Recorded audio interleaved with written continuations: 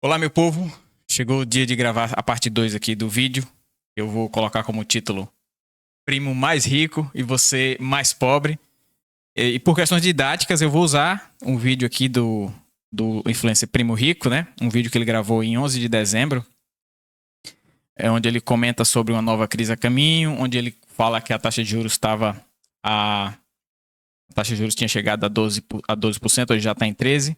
E eu vou aproveitar todo o raciocínio que ele desenvolve ao longo do vídeo que ele fez para poder comentar com dados e a gente analisar se realmente faz sentido isso que ele está colocando ou não, tá bom? Vamos lá.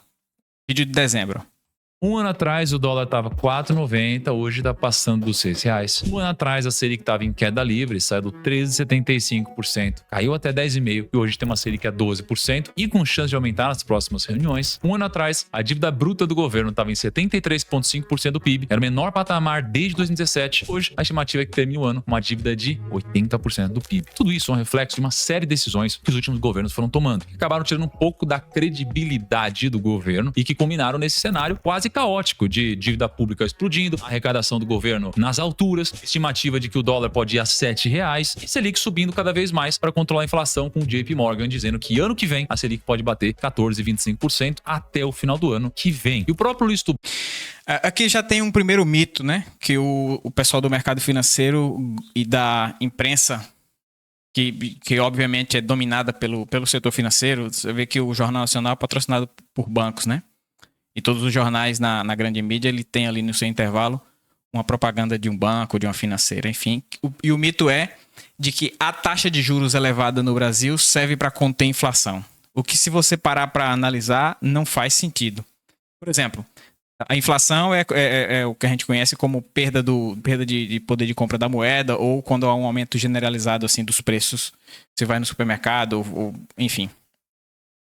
E só para ilustrar, eu já comentei no vídeo anterior, a inflação no Brasil ela é inflação de custos. Ela não tem nada a ver com demanda aquecida. Você vê que Lula fez um vídeo essa semana aí para dizendo que se a coisa tiver cara você não compra, e todo mundo criticou com razão, né? Porque a inflação do Brasil não é de demanda, a inflação do Brasil geralmente é de custos.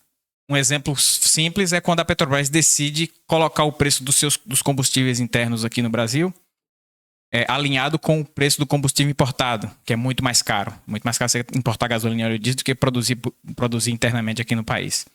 Então, obviamente, a inflação, por uma decisão governamental de aumentar o preço do combustível, isso vai impactar em toda a cadeia produtiva e vai fazer inflação, vai criar inflação. E o aumento da taxa de juros não resolve nenhum desses problemas, né? É só mesmo um mecanismo para desviar dinheiro tanto do governo, através do esquema da dívida pública, e tanto das pessoas que vão pagar juros mais caros ao setor financeiro. Então vamos continuar lá no vídeo do Primo. Berger, que é um dos maiores gestores de fundos de investimentos do Brasil, diz o seguinte: os gastos no Brasil subiram 60% em 4 anos. Parte foi o Bolsonaro, parte foi subir o Bolsa Família de 200 para 600 bilhões. O Brasil é um país com uma natureza assistencialista. A culpa é de todo mundo, do executivo, do legislativo, do judiciário, enfim, e assim vamos. É uma bomba que em algum momento vai explodir. Por isso, no vídeo de hoje, a gente vai falar de duas coisas. Primeiro, vamos tentar entender quais são as causas pro dólar, pra Selic e pra dívida do Brasil subirem tanto. Segundo, o que você pode fazer com o seu dinheiro para se proteger de uma possível crise caso a situação do Brasil piore nos próximos meses e anos. Mas... Bom, e aqui já tem também um segundo mito. Ele fala que o Brasil gasta demais. Mas o interessante é a gente abrir aqui o sistema de orçamento do governo federal. Ver se vocês estão acompanhando aqui. Sim, tá vendo. Esse aqui é o Sistema Integrado de Planejamento e Orçamento. Então, se a gente vier aqui no painel de orçamento e fizer fizer uma análise de como é que está o orçamento do Brasil, eu vou limpar aqui e vou pegar aqui os dados de 2024. Vou separar aqui também por grupo de despesa. Vou colocar todos os grupos de despesa aqui, certo? Porque assim fica organizado o gasto por ministério. Depois aqui eu vou colocar, selecionar campos, eu vou colocar só os valores que foram efetivamente pagos, certo? Vou olhar só o que foi pago. Visualizar resultados. Visualizar gráfico. Aqui, inicialmente, vamos colocar assim, pronto. você vai ver aqui que o principal gasto do Brasil é com a dívida pública. Mas eu vou transportar esses dados aqui para o Excel, né? Você vem aqui, clica com o botão direito e manda enviar para o Excel, certo? Esse dado já está pronto. Eu vou dar uma pausa no vídeo aqui para poder mostrar para vocês. Pronto, vamos voltar aqui. Eu já organizei os dados. A gente estava olhando aqui o sistema o orçamento federal, né? O orçamento teve uma despesa total de 4 trilhões e meio. Praticamente aqui já está mais ou menos organizado. Já até fiz um gráfico aqui de pizza para mostrar de que... E assim, com a minha formação de engenheiro, a gente aprende e vai analisar um orçamento de uma obra, por exemplo, a gente tem um conceito de curva ABC de insumos ou curva ABC de serviços, né? Que é você organizar os seus gastos, o seu orçamento, do item de maior relevância no topo na primeira linha para o de menor relevância. Então, mas se a gente for olhar qual é o principal gasto do governo, é com a chamada dívida pública. Eu coloquei aqui em percentual, ou seja, 43% do orçamento é gasto com a dívida. É claro, o pessoal do mercado financeiro, os economistas da televisão e tudo, vão dizer que isso aqui, esse gasto está embutido juros, amortizações e refinanciamento da dívida, ou seja, a rolagem, né? E aí, portanto, fica esse número grande aqui, quase a metade do orçamento empatado na dívida, mas aqui tem a chamada rolagem. Mas mesmo assim, mesmo se a gente considerar com rolagem, com tudo, eu vou mostrar esse outro dado aqui do Banco Central. O link vai estar na descrição de vocês, que é o relatório de estatísticas fiscais. Ele divulga isso todo mês. E se a gente for olhar aqui, a gente vai ver que em 2023, aqui o azul é de 2023, tá? Juros nominais pagos pelo setor público. Quer dizer, o Brasil em 2023 pagou 718 bi, aqui está em bilhões de reais, tá vendo aqui, gente? Bilhões de reais. E esse ano de 2024, nós pagamos 950 bilhões de juros. Só para a gente ter uma noção de ordem de grandeza, o que foi gasto com o Ministério da Saúde foi 200 bi. Com o Ministério da Educação, 150 bi. Então, o gasto com juro, o pagamento com juros, foi de coisa de 5 vezes mais do que o orçamento da saúde. Então, voltando aqui, os coaches de internet, os economistas do mercado financeiro que você vai ver na televisão, eles sempre fazem a crítica focada no gasto primário do governo, que é o gasto com saúde, com educação, com o custeio da máquina pública, mas nunca eles criticam o gasto com a dívida, porque eles entendem que a dívida é uma prioridade, que o orçamento da dívida tem que ser livre. É tanto que o teto de gastos, o arcabouço fiscal, ele só bota teto, só impõe teto, limite, no gasto primário, o gasto com a população. Mas o gasto com juro, com dívida, ele pode crescer o quanto quiser e nem precisa dotação orçamentária anterior. O Banco Central simplesmente gasta, depois ele vai lá no Senado, no Congresso, se explicar por que ele gastou. Ele não precisa ter orçamento. E o que é algo interessante. Se um governante quiser construir uma escola, ele tem que dizer de onde é que vai tirar o dinheiro para construir aquela escola. No entanto, o Banco Central, quando ele decide aumentar a taxa de juros, ele não precisa pedir autorização ao Congresso para dizer que vai gastar. Ele simplesmente gasta, e se não tiver dinheiro no caixa, ele imprime mais dívida e paga. Que é o que a gente vai ver aqui agora, né? Então, quando os coaches de mercado financeiro, eles sempre criticam essa parte aqui que eu destaquei em amarelo, que seria o orçamento primário do governo, os gastos com a população. Mas o gasto com a dívida ninguém critica, que é o gasto que mais cresceu. Eu mostrei aqui nesse dado aqui do Banco Central, ele cresceu 200 bi, mais de 200 bi. Quer dizer, por que eles não usaram esse gasto com juro aqui para dobrar o orçamento da saúde? Que as pessoas estão aí perdendo a vida nos hospitais, lá esperando para fazer um exame, a fila enorme. Mas vamos lá, vamos continuar a nossa análise aqui do vídeo do Primo. Fica aqui embaixo. Vamos lá. Por que o dólar, a Selic e a dívida do Brasil estão subindo tanto? Tudo começou na semana passada, quando o ministro da Economia, o Fernando Haddad, anunciou um novo pacote de corte de gastos. Inclusive, eu fiz um vídeo aqui no canal, eu vou deixar o card aqui em cima, caso você queira assistir. Mas de uma forma resumida, os principais pontos do anúncio foram: primeiro, limitação do aumento do salário mínimo até 2,5% acima da inflação. 2, combate contra os super salários para que nenhum servidor ganhe mais que 44 mil reais. E terceiro, mudanças nas regras de aposentadorias e pensões dos militares. Quarto, taxação de lucros lucros e dividendos superiores a 50 mil por mês, que hoje estão isentos. E 5, isenção do IR a partir de 2026 dos contribuintes que recebem até 5 mil reais. E agora você deve estar olhando tudo isso pensando, uau, de primeira vista parecem medidas muito interessantes. As pessoas vão pagar menos imposto, elas vão poder tomar suas próprias decisões do que elas vão fazer com o dinheiro, mas o que de fato tem de errado com isso? Na teoria é tudo lindo e maravilhoso. O problema é que sempre que existe uma renúncia de um lado, precisa ter uma compensação do outro, às vezes até mais. Então se o governo vai arrecadar menos por conta dessa isenção, ele deveria cortar gastos do outro lado. Então qual é o parâmetro atual? O governo está batendo recorde atrás de recorde de arrecadação. E mesmo com a arrecadação nas máximas, não está conseguindo fechar as contas. Aí ele decide diminuir a arrecadação com todo esse pacote. É a mesma coisa que você está fazendo uma dieta, onde você já come mais calorias do que precisa, mas decide adicionar uma barrinha de chocolate por dia, que parece uma boa ideia na teoria. O problema é que se você não cortar caloria de outro lugar, o resultado vai ser engordar ainda mais. Com o governo, a lógica é parecida. Ele já gasta mais que arrecada e aí a gente tem o famoso déficit fiscal. Aí ele já começa a introduzir alguns outros conceitos que são de déficit, né? De déficit fiscal. Mas, na verdade, eu vou mostrar para vocês já, de que o governo não está em déficit. E ele também fez uma crítica de que o governo iria fazer isenções tributárias, enfim, de que está batendo recorde de arrecadação. Mas esse recorde aí de arrecadação se dá por outros motivos, porque principalmente o governo em 2023, no ano passado, ele decidiu injetar muito dinheiro na economia, pagar os aposentados, pagar o pessoal do Bolsa Família, aumentou esse tipo de gasto. Quando o governo decide gastar esse dinheiro com a população também, gastou com juros também, mas gastou também com a população, com a PEC da transição e tudo, é óbvio que a arrecadação vai aumentar. E ela poderia até aumentar mais se, ao longo dos anos, o governo não estivesse fazendo um monte de desregulamentação. Por exemplo, a desregulamentação do mercado de trabalho. Hoje nós estamos nos anos 20, nós temos a maior massa de população apta a trabalhar, só que, né, o pessoal bota muita culpa na aposentadoria que o pessoal vai envelhecer, mas hoje nós estamos com a maior massa de população apta para trabalhar da história. No entanto, por conta também da reforma trabalhista, as pessoas estão na informalidade, com baixos salários e essa massa de pessoas que estão aí, aspas, ocupadas, o IBGE usa o conceito de ocupação, não de emprego formal, para dizer que a taxa de desemprego está em níveis muito pequenos, né? Mas essa massa de trabalhadores que estão na informalidade, ela de certa forma não contribui com a arrecadação tributária. Então, o recorde de arrecadação poderia ser muito maior se o governo tivesse mantido a formalização no mercado de trabalho, com melhores salários e outras coisas mais. Vamos voltar aqui para continuar o que o Primo está dizendo.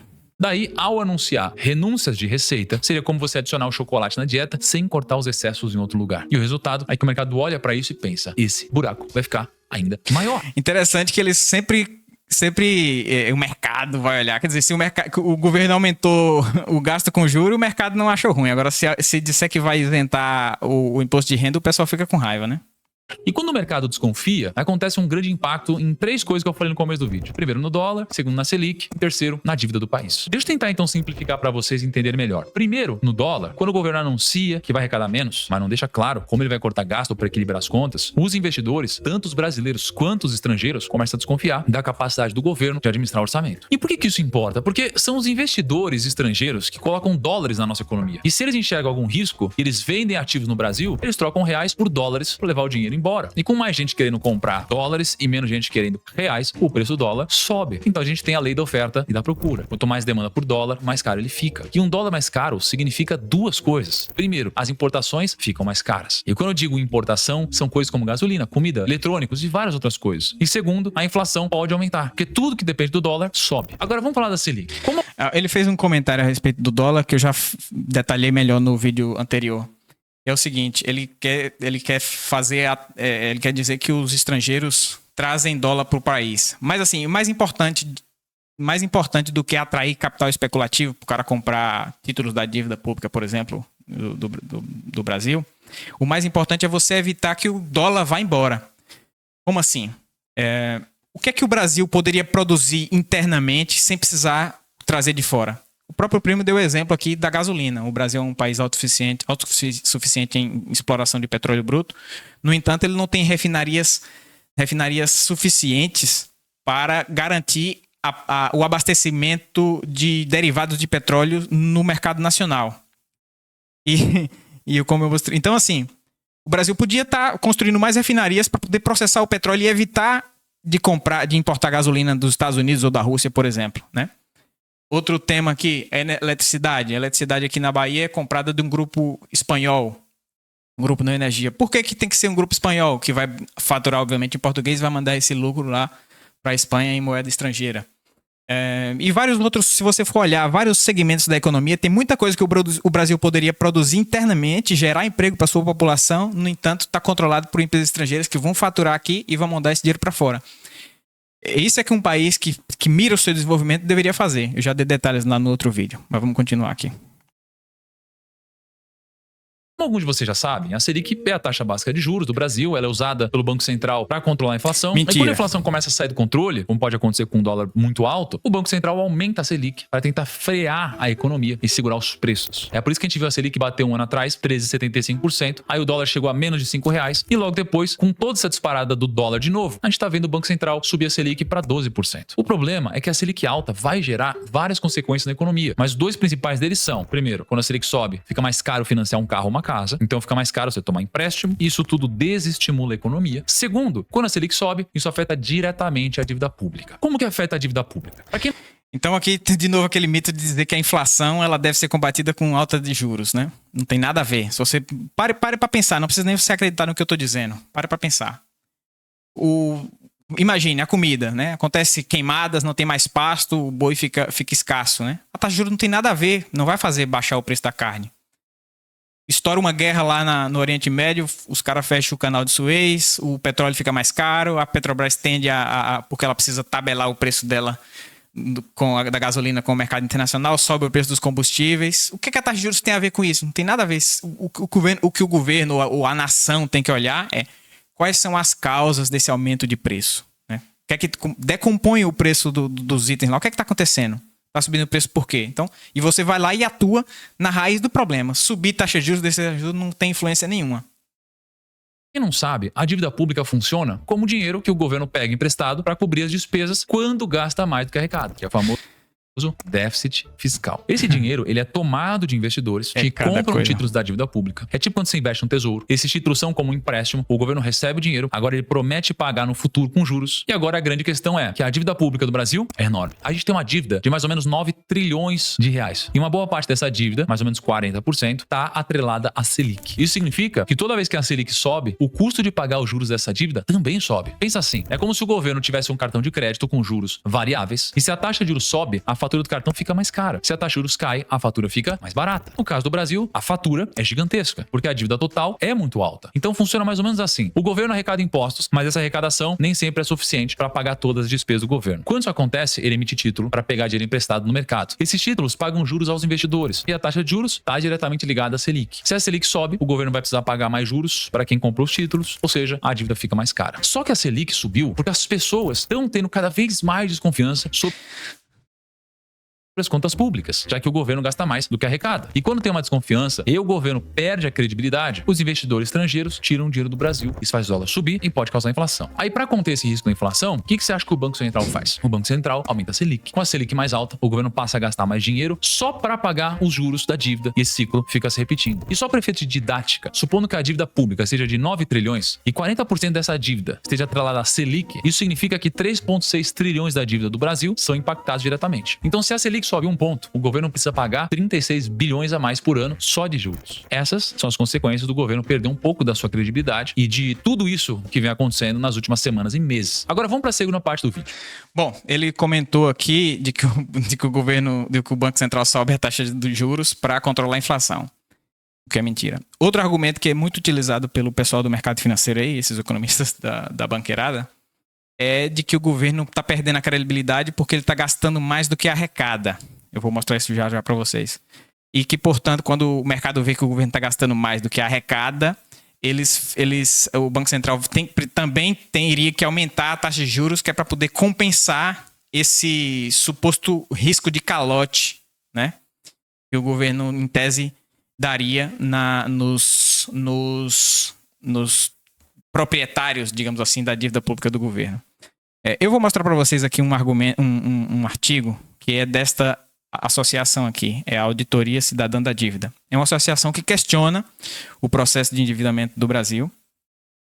Vou deixar o link na descrição. E ele traz uma tabela aqui muito interessante. Mas antes, deixa eu só mostrar aqui que o Primo falou que cada ponto percentual da taxa Selic que o Banco Central aumenta impacta em 36 bi. Na verdade, esse impacto é de 53 hoje. Então, como o Banco Central agora, sob o comando de Galípolo, decidiu aumentar a taxa de juros em 1 ponto percentual, então, em vez os 950 que foram gastos no ano passado, 2024, com a dívida, se a taxa de juros permanecer como está, em 13%, o custo com juros vai ser de 950 mais 53. Se aumentar de novo na próxima reunião e ficar nesse patamar por mais um ano, né? Então significa que cada ponto percentual aumenta 50. Então, se ele aumentar 3 pontos, significa que é 150 bi a mais de juros por ano que o país tem que pagar ao setor financeiro. Então, voltando aqui ao artigo, para mostrar que traz um negócio importante, que é o seguinte, que é o Brasil não gasta mais do que arrecada. Isso é mentira. Isso é uma malandragem que é utilizada de conceitos. O que acontece? O Brasil está deficitário do ponto de vista do seu orçamento primário, do seu resultado primário. O que é isso? O Brasil tem as receitas primárias e as despesas primárias. A receita primária é basicamente os tributos, os impostos, certo? E também tem o orçamento primário, que é essa parte amarela aqui, que eu destaquei para vocês, o custo com o país. Acontece que o país também tem outro tipo de receitas chamadas receitas financeiras, que podem ser por emissão de dívida, mas também existem outras receitas financeiras que não tem nada a ver com emissão de dívida. Só uma comparação com o orçamento pessoal ou familiar. Suponha que o seu salário seja R$1.000 e você receba um aluguel de uma casa que você tem aí de 500 conto. Então, a sua receita primária, em tese, é 1.000, que é a sua receita de salários. Só que você tem mais 500 conto de uma receita financeira. Então, em tese, você pode até estar em déficit primário, ou seja, gastar, sei lá, R$1.200 por mês, mas você está ainda sobrando 300, porque você tem uma receita de 500 de receita financeira, digamos assim. Então, se você tem déficit primário, não necessariamente significa que você vai ter um déficit fiscal com as suas obrigações, né? Voltando ao orçamento do país,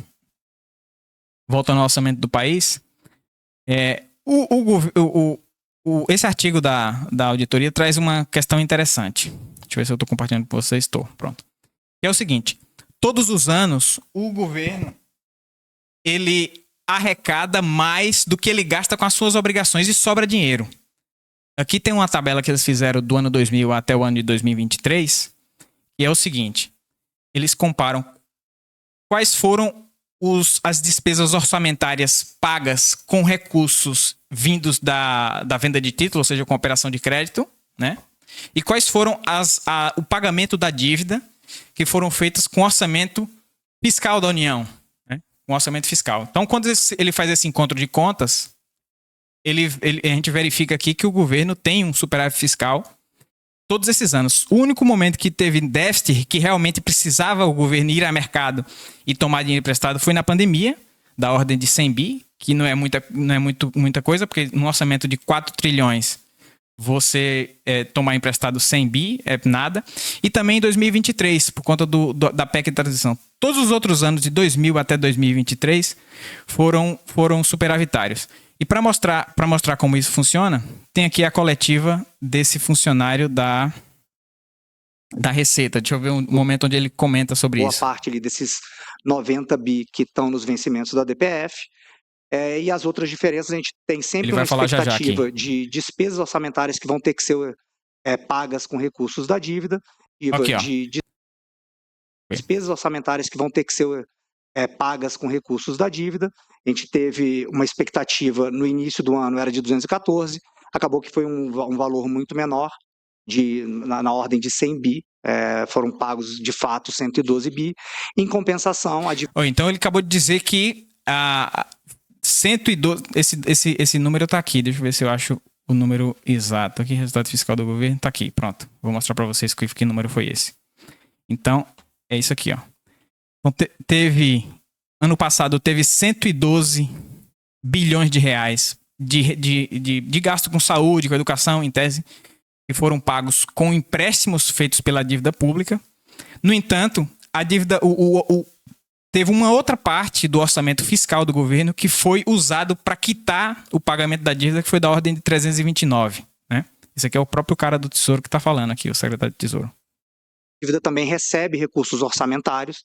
A expectativa no ano era de 260, desculpa que eu também não enxergo tão bem aqui, e na verdade o realizado foram 390, então teve uma sobra ali também de 60 bi, e o que explica essa necessidade menor de... Ele só leu errado os números, que ele falou que não está enxergando bem, mas ele leu errado. O número verdadeiro é esse aqui. O orçamento fiscal do governo pagou de dívida pública, em tese, 329. E a dívida financiou o orçamento em 112. Para entender mais detalhes, depois vocês leem esse artigo da dívida. Então, eu já até organizei aqui. Se a gente for analisar de 2000 até 2024, significa que o Brasil teve uma sobra, isso em valores correntes, não está corrigido pela inflação não, tá? O Brasil teve uma sobra de recursos de 3 trilhões de reais. Ou seja, foram 3 trilhões de reais que sobraram no orçamento e que foram usados para pagar os juros da dívida. Só que como o juro é tão alto, mesmo fazendo esse superávit fiscal aqui, não dá conta de pagar os juros, né? Porque eles aumentam os juros com a desculpa de que quer combater a inflação. E também a própria dívida pública, conforme diz aqui a auditoria, tem diversos mecanismos que criam dívida sem contrapartida. Um deles, eu não sei se vale a pena explicar, mas seriam as chamadas operações compromissadas do Bacen. Deixa eu ver se tem aqui. Operações compromissadas do Banco Central. Se você pesquisar na internet, você vai ver um monte de notícias e como é que funciona isso. Mas eu vou explicar rapidamente como é. Todo mundo tem um pouquinho de dinheiro na sua conta bancária. Esse dinheiro que você movimenta no Pix, ele está lá no seu banco. E o banco, ele usa o dinheiro dos outros para emprestar, né? Ele faz a intermediação financeira entre quem tem dinheiro e quem está precisando. E aí, quando o Banco Central define a chamada taxa básica de juros, ele mais ou menos que fala o seguinte pro banco. Olha, você não pode emprestar para ninguém abaixo dessa meta aqui, abaixo dessa taxa Selic. Porque se você emprestar abaixo disso, a economia, você está estimulando a economia, enfim. Então, o que é que acontece? Como é que faz para o banco não cometer isso? O Banco Central garante, se chegar no final do dia, você tiver com sobrando dinheiro aí no seu caixa, você traz para mim aqui que eu te pago. É o que eles chamam de operação compromissada. Aí o Brasil acumula uma caralhada de... Deixa eu ver se eu acho esse... Eu vou dar uma pausa no vídeo aqui para mostrar para vocês. Bom, essa aqui é a tabela que eu pego do Banco Central e ela mostra que o Brasil tem esses dois números aqui que vocês estão vendo. 1 trilhão e 250 bi mais 164 bi. Isso aqui é sobra de dinheiro que tá sobrando lá no sistema bancário, que eles não, em tese, não conseguiram emprestar e que ele entrega para o Banco Central remunerar diariamente a taxa Selic. Isso aqui é um dos mecanismos que cria dívida pública sem necessidade, porque o governo não está precisando desse dinheiro. Ele simplesmente guarda lá, quando chega, sei lá, no final do ano, ou diariamente. Depois ele devolve esse dinheiro para os bancos, quando ele precisa, quando ele acha algum trouxa para tomar dinheiro emprestado nas altas taxas de juros, né? Então ele pega de volta esse dinheiro aqui e empresta para a população. Não sei se ficou tão clara a explicação, mas essa chamada operação compromissada é um dos mecanismos que fazem crescer a dívida pública sem necessidade. Sem falar no próprio juro, né? O próprio juro alto, com a desculpa de combater a inflação. E o juro alto ele só faz atrapalhar toda a economia. Se você for botar um negócio qualquer, você vai ver, será que vale a pena eu pegar meu dinheiro aqui e empatar num comércio, num sei lá o quê? Ou é melhor eu parar e deixar depositado lá rendendo nos títulos da dívida do governo? Então, a dívida pública, o juro alto serve para isso, para frear a economia. Quem tem dinheiro guarda, né? Muito melhor você guardar. Que é o seguinte, o que você pode fazer com o seu dinheiro para se proteger de uma possível crise? Eu não vou entrar aqui no mérito do que você precisa diversificar o seu dinheiro. Bom, acho que aqui já tá bom. Ele já explicou essa coisa aí que ele quis dizer que o Brasil gasta demais. Eu mostrei para vocês que isso não é verdade. O Brasil tem sobrado recursos todo ano. O problema é que a despesa com juros é tão alta que ele não consegue pagar os juros e ainda abater do principal, né? O grande imbróglio é esse. É claro, vai ter muitos economistas que vão criticar aqui, principalmente os ligados ao mercado financeiro, vão criticar, dizer que eu estou simplificando demais e tal. Mas a pergunta que eu quero fazer é o seguinte: por que o Brasil gastou 900 bilhões com dívida e gastou apenas 200 aqui com o Ministério da Saúde. Quer dizer que a saúde do povo não é prioridade para o país? Eu já sei até o que eles vão dizer. Eles vão dizer o seguinte: esses 950 aqui, tudo bem que ele teve uma parte como disse aqui o secretário do Tesouro, teve uma parte do dinheiro que de fato foi tirada do orçamento para pagar esses juros, mas a outra parte eles imprimem nova dívida. E aí o governo, em tese, só estaria rolando a sua dívida, não estaria fazendo o esforço fiscal suficiente para economizar nos outros gastos para honrar o pagamento aqui com os credores. Mas acontece que de fato ele paga. Ele não paga com recurso orçamentário, talvez, né, na sua totalidade. Pode ser que também não está pagando com a impressão de dinheiro da Casa da Moeda. Lá, chega lá, vamos imprimir aqui 900 bilhões e vou entregar para os detentores da dívida. Mas ele paga ele paga emitindo novos títulos, o que é até melhor para o mercado financeiro. Porque, veja só, se o governo decidisse imprimir dinheiro e pagar, eles alegam que também isso geraria inflação, mas isso não vou entrar em detalhes, isso é discutível se gera inflação ou se não gera. Mas se o governo decidisse imprimir esse dinheiro e pagar em moeda, vamos supor assim, para o mercado financeiro, seria até melhor do que ele pagar em juros para o governo. Só que o mercado financeiro prefere que ele pague em novos títulos. Por quê? Se o governo pagasse em dinheiro vivo, sei lá, você deu R$100 para o investidor, esses R$100, quando chega no final do ano, por conta da inflação, ele vai valer só, sei lá, 95, porque a inflação ano passado foi quase 5%. Então, mas se ele receber esse dinheiro em formato de títulos, com o juro crescendo a 13%, então significa que ele recebe 100, quando chega no final do ano, em vez de ter 95, se fosse dinheiro vivo, ele vai ter 113, porque vai ter o acréscimo da taxa de juros, né? E ele pode pegar esse título e negociar no mercado, vender para mim, vender para você, trocar em título da pública, porque é a mesma coisa de dinheiro, o título do governo, né? Tem a mesma validade. Então o mercado não tá nem aí, ele prefere se pagar com impressão de novos títulos, para ele tá beleza, tá até melhor do que imprimir dinheiro e pagar. E o vídeo de hoje foi esse. Obrigado. Quem tiver qualquer dúvida, pode escrever aqui embaixo que eu vou responder. Até mais, tchau, tchau.